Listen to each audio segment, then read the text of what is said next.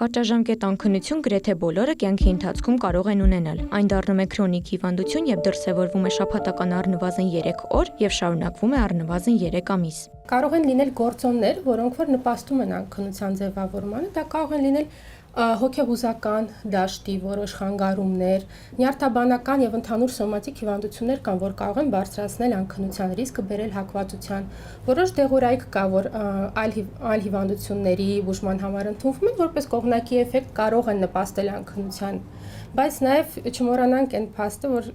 ինքը որպես առանձին հիվանդություն նազալոգիա գոյություն ունի եւ երբեմն կարող է ոչ մի պատճառ չունենալ կամ լինեն ինչ-որ հիմքեր, որոնք որ սկիզբ կտան հիվանդության ձևավորման, բայց հետագայում ինքը արդեն ինքնին որպես խնդիր ձևավորված լինի։ Անքնության պատճառներից են նաև էկրանների լույսը, սոցիալական մեդիայի ինֆորմացիայի մեծ հոսքը, սենյակի ջերմաստիճանը, աղմուկը, կոֆեինի եւ ալկոհոլի չարաշահումը, ինչպես նաև հոգեբանական գործոններ, սթրես, լարվածություն, տագնապներ եւ դեպրեսիվ վիճակներ։ Երբ կարող է սուր անքնությունը, այսպես ասած, վերածվել քրոնիկ անքնության, երբ որ մենք ցուցաբերում ենք, այսպես ասած, սխալ վարք անքնության հետ կապված։ Ես կարող եմ օրինակ բերել, օրինակ, երբ որ մարդ դժվարանում է քնել, փորձում է երկար պառկել անկողնում, աչքերը փակել, չվեր կենալ, ոչինչ չանել, որպեսզի քնի, բայց իրականում դա ամենասխալ մոտեցումն է, որ մարդը կարող է ունենալ անքնության դեպքում, որովհետև մեր գլխուեղը սովորում է, որ անկողինը քնելու տեղ չէ եւ այդպես ուղղակի երկար պառկած կարող է մնալ ու խնդիրը խորացնել ու վատացնել, քան դեպի լավը տանել։ Անքնության հետևանքով մարդը դառնում է դյուրագրգիռ, ունենում է տրամադրության փոփոխություններ, տագնապներ, մտածողության, հիշողության, ուշադրության եւ հաղորդակցվելու դժվարություններ։ Կարող է ունենալ ցերեկային քնկոտություն եւ կյանքի որակի կտրուկ անկում։ Եթե նայել ավելի երկարաժամկետ պերսպեկտիվում, բազմաթիվ հետազոտություններ ցույց են տվել, որ չբուժված անքնությունը ինքը սիրտանոթային հիվանդությունների ռիսկն է բարձրացնում։ Եվ քանի որ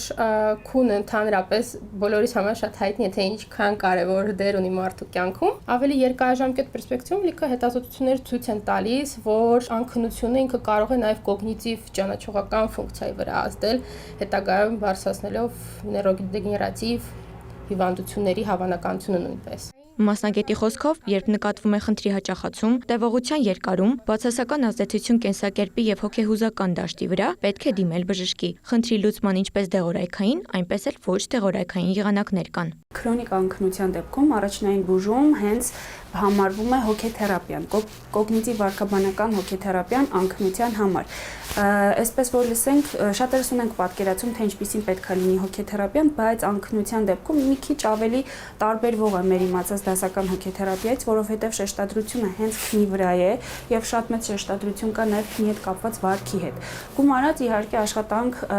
էմոցիոնալ ֆոնի հետ եւ կոգնիտիվ ֆիքսվածության հետ, որտեղ անքնություն ունեցող մարդիկ շատ ունենում են